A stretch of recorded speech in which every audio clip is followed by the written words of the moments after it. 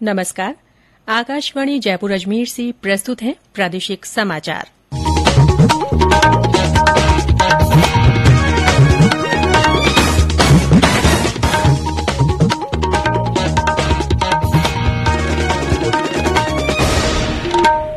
मुख्य समाचार।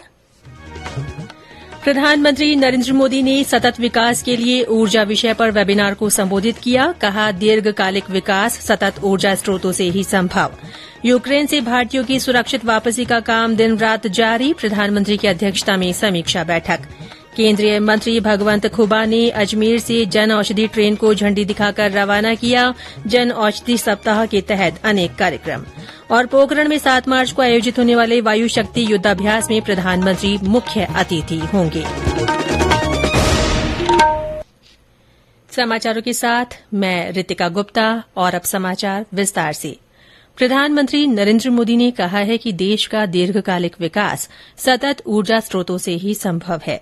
दीर्घकालिक विकास के लिए ऊर्जा की भूमिका विषय पर आज एक वेबिनार को संबोधित करते हुए उन्होंने कहा कि आने वाले वर्षों में देश में ऊर्जा की मांग में वृद्धि होगी, इसीलिए हमें नवीकरणीय ऊर्जा की ओर ध्यान देना चाहिए। श्री मोदी ने कहा कि वे जलवायु परिवर्तन पर संयुक्त राष्ट्र के 26वें सम्मेलन के नेट जीरो लक्ष्य को प्राप्त करने को चुनौती नहीं बल्कि अवसर के रूप में देखते हैं।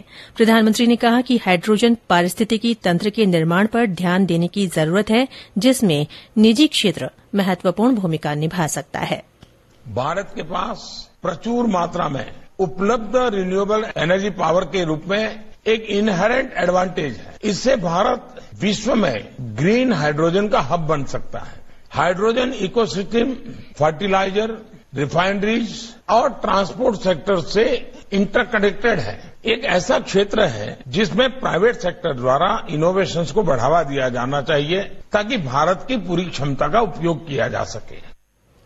प्रधानमंत्री नरेंद्र मोदी की अध्यक्षता में आज यूक्रेन की स्थिति पर समीक्षा बैठक हुई।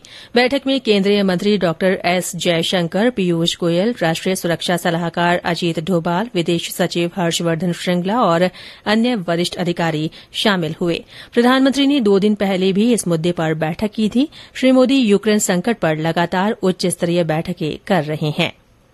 यूक्रेन से भारतीयों की सुरक्षित वापसी का काम दिन रात जारी है।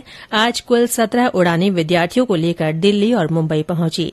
इनके जरिए करीब 3,500 भारतीयों को स्वदेश लाया गया है। भारतीय वायुसेना भी इस काम में लगी हुई है। वायुसेना के 2 C-17 ग्लोब मास्टर विमान बुखारेस्ट और बुडापेस्ट से 210 भारतीय नागरिकों को लेकर आज सुबह हिंडन एयरबेस पहुंचे। 4 केंद्रीय मंत्री भी यूक्रेन के पड़ोसी देशों में छात्रों की मदद के लिए मौजूद हैं।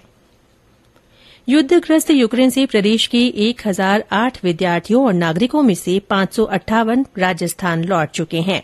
राजस्थान फाउंडेशन के अध्यक्ष धीरज श्रीवास्तव ने आकाशवाणी को बताया कि लगभग 150 और विद्यार्थी सुरक्षित स्थानों पर पहुंच चुके हैं। वे भारतीय विदेश मंत्रालय के गेस्ट हाउस में हैं और जल्द ही लौट आएंगे। उन्होंने कहा कि अब भी कई विद्यार्थी सूमी और खारकीव में फंसे हुए हैं और उनकी सुरक्षित वापसी के लगातार प्रयास किए जा रहे हैं। अब मेरी चिंता जो सूमी एरिया और खारकीव में कुछ बच्चे अभी भी स्टक है कहीं पर, वो लोग के लिए हम लगातार भारतीय दूतावास, MEA, प्राइम मिनिस्टर ऑफिस, इन सब हायर अथॉरिटीज के लगातार संपर्क में है और जो भी रिमेनिंग एरियाज में रह गए हैं उनको वापस लाने का सकुशल माकूल प्रबंध किया जाए। लेकिन ये ऐसे विषम परिस्थितियां हैं और अभूतपूर्व परिस्थितियां हैं कि इनमें मेरे को लगता है कि सबसे ज्यादा इम्पोर्टेंट ये है कि राजस्थान का ही नहीं, देश का एक एक नागरिक जो वहां पर है वो सुरक्षित वापस आ जाए। बाकी सब चीजों की पूर्ति की जा सकती है, जान बचाना सबसे जरूरी है। देश भर में आयोजित किए जा रहे जन औषधि सप्ताह के तहत आज चौथे दिन जन औषधि जन जागरण अभियान आयोजित किया जा रहा है। इसी के तहत आज केंद्रीय रसायन और उर्वरक राज्य मंत्री भगवंत खुबा ने अजमेर से जन औषधि ट्रेन मरूसागर एक्सप्रेस को हरी झंडी दिखाकर रवाना किया। ये ट्रेन केरल के एर्नाकुलम तक जाएगी और प्रधानमंत्री जन औषधि केंद्रों पर उपलब्ध दवाओं का प्रचार प्रसार करेगी।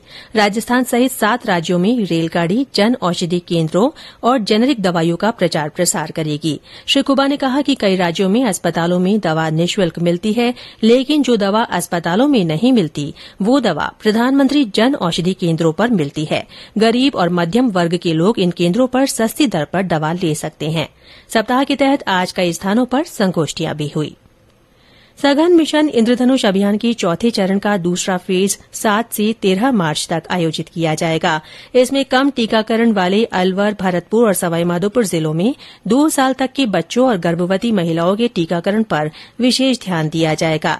भरतपुर जिला कलेक्टर आलोक रंजन ने कहा कि भरतपुर में टीकाकरण के लक्ष्य को आगामी दिनों में पूरा कर लिया जाएगा। उन्होंने लोगों से टीकाकरण करवाने की अपील की। मिशन इंद्रधनुष में बेसिकली हमारे यहाँ जो लेफ्ट आउट बच्चे हैं वैक्सीनेशन में उनको प्रायोरिटी पे लेना है। राजस्थान का औसत प्रोग्रेस है, उससे भरतपुर कुछ अंकों से पीछे। हमने इसके लिए एक कार्य योजना तैयार करी है और हम आंगनवाड़ियों पे बुधवार गुरुवार को टीकाकरण होता है। उससे पहले भी कुछ गतिविधि ऐसी करेंगे जिससे कि महिलाएं हैं या जो प्रेग्नेंट महिलाएं उन सबको इनके सहयोग से ऐसा माहौल बने जिससे कि लोगों में ये अवेयरनेस आए कि टीकाकरण के लेकर के जागरूकता होनी जरूरी है और इससे लंबे फायदे हैं। विशेष रूप से कुछ एरियाज हैं जहां पर थोड़े वो रीच आउट करने से डिफिकल्ट थे और वो हमने ब्लॉक्स आइडेंटिफाई कर लिए हैं और हो सकता है कल या परसों एक कार्यशाला भी रख लें जिससे कि इसको हम तेज गति से लें। पर हमारा लक्ष्य यह है कि 1-1.5 महीने के पूरे कार्यक्रम में जब ये फिनिश हो तो जो लेफ्ट आउट बच्चे हैं उनको हम लगभग पूरा कवर करें। अलवर के मुख्य चिकित्सा और स्वास्थ्य अधिकारी ओपी मीणा ने भी जिलेवासियों से अभियान का लाभ लेकर जल्द से जल्द टीकाकरण करवाने की अपील की।